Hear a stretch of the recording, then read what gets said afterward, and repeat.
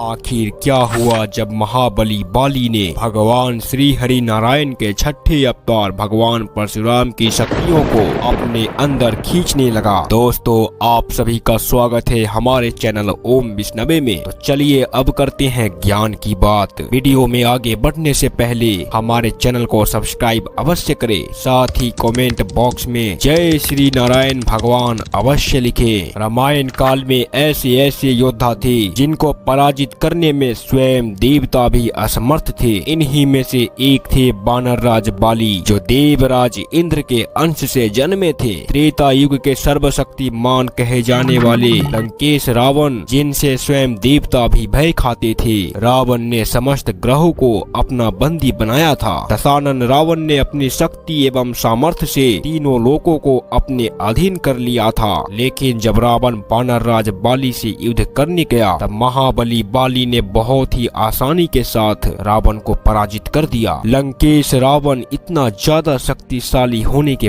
बाद भी बाली से हार गया। तो आप सोचिए कि बाली कितना ज्यादा शक्तिशाली होगा। बाली की शक्तियों का कोई अंत नहीं था। बाली को अपने बल पर बहुत ही अहंकार था। अपने बल के अहंकार में वह वन उपवन को उखाड़ता रहता, ऋषि मुनियों को तंग भी करता था। लेकिन वो कहते हैं ना, कोई कितना भी ताकतवर हो किंतु ईश्वर से ज्यादा बलवान नहीं हो सकता। एक बार भगवान परशुराम किष्किंधा राज्य के निकट भगवान शिव की आराधना कर रहे थे। उसी स्थान पर बाली की सेना के कुछ सैनिक उत्पात मचा रहे थे। बाली के सैनिकों के कारण भगवान परशुराम की तपस्या में बाधा उत्पन्न हो रही थी, जिससे भगवान परशुराम क्रोधित हो जाते हैं और उन बानरों से कहते हैं, कौन है जो मेरी पूजा में बाधा उत्पन्न कर रहा है, सामने आओ। तब वे सभी बानर सैनिक भगवान परशुराम के सामने आते हैं। बानरों को देख भगवान परशुराम कहते हैं, हे बानरों, तुम यहाँ से चले जाओ, अन्यथा मेरे क्रोधाग्नि में जलकर भस्म हो जाओगे। जिसे सुनकर बानर कहते हैं, एक तपस्वी में इतना बल कहाँ जो मेरा प्रतिकार कर सके। तब भगवान परशुराम अत्यंत क्रोध में उन सभी बानरों को मारने लगते हैं। तब सभी बानर सैनिक अपने प्राणों की रक्षा करने के लिए बाली के